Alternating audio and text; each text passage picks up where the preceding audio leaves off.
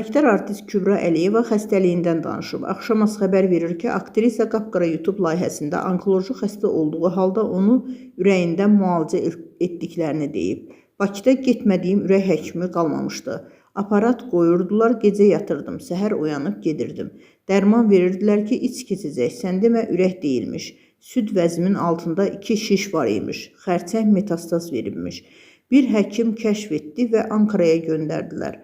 Əməliyyat olunacaqdım, amma dedim Azərbaycanda olacağam. Ankarada xəstəxanaya 11.000 dollar ödədim. Ölümə hazıram. Oğlumu itirdim. Onun bir övladı qaldı. Köçürtdüm Türkiyəyə. Dedim atası ilə bağlı sözləri eşitməsin. Nəvəmin 15 yaşı olanda ona Ankarada ev aldım.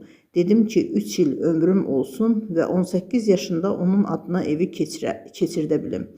Etdim də, uşaqlarımla bağlı hər şeyi etmişəm. İndi gənclər evsizlikdən əziyyət çəkir. Mən bütün hamısına ev aldım. Aktrisa narkotik alıcısı olan və bir müddət əvvəl dünyasını dəyişən övladından bəhs edib. Raufu heç vaxt unutmuram, çox çəkdim. O vaxt kaş reabilitasiya mərkəzi olardı, onu oradan çıxartmazdım. Mənim balam 5 dil bilirdi. Gənclərə deyirəm ki, eşidəndə qonşuda, yaxında kimsə bu yolun yolcusudur, ondan uzaq gəzsinlər.